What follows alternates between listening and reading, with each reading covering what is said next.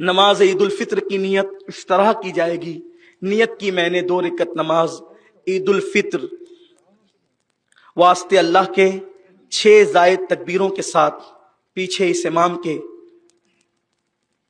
منہ میرا کعبہ شریف کی طرف، اس طرح سے آپ نیت کریں گے۔ اور اگر اتنے لمبے چوڑے الفاظ آپ نہیں کہہ سکتے تو اصل نیت دل کے ارادے کا نام ہے۔ آپ صرف دل میں اتنی نیت کر لیں کہ میں امام کے پیچھے اللہ کے لیے عید الفطر کی نماز پڑھ رہا ہوں، بس اتنی نیت کریں۔ اصل نیت دل کے ارادے کا نام، بس اتنی نیت کر لیں دل ہی کے اندر۔ اور پھر اس کے بعد تکبیر تحریمہ ہوگی، یعنی پہلی تکبیر ہوگی، اور پہلی تکبیر ہونے کے بعد ثنا پڑھی جائے گی۔ امام بھی ثنا پڑھے گا، آپ بھی ثنا پڑھیں گے، اور ثنا پڑھنے کے بعد قرأت سے پہلے ہمارے معمول سے ہٹ کر 3 تکبیریں ہوگی۔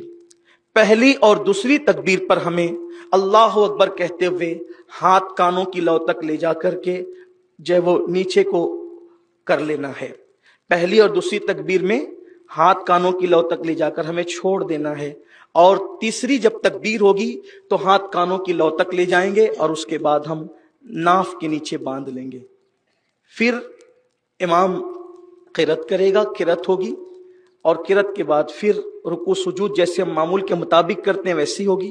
پھر اس کے بعد دوسری رکعت میں جو ہے وہ سورہ فاتحہ اور اس کے بعد قرأت ہوگی، اور رکوع میں جانے سے پہلے معمول سے ہٹ کر پھر 3 تکبیریں زائد ہوگی۔ پہلی، دوسری اور تیسری تکبیر پر ہمیں کانوں کی لو تک ہاتھ لے جا کر کے چھوڑ دینا ہے، اور چوتھی تکبیر وہ رکوع کی تکبیر ہے، وہ الگ سے کوئی تکبیر نہیں ہے۔ چوتھی تکبیر رکوع کی تکبیر ہے، تو بغیر کانوں کی لو تک ہاتھ لے جائے ہمیں ڈائریکٹ رکوع میں چلے جانا ہے۔ یعنی کہ آسان لب و لہجے میں یہ ہے کہ دونوں رکعت میں 3 تکبیریں زائد ہوتی ہے۔ پہلی رکعت میں قرأت سے پہلے تکبیر ہے، دوسری رکعت میں قرأت کے بعد تکبیر ہے۔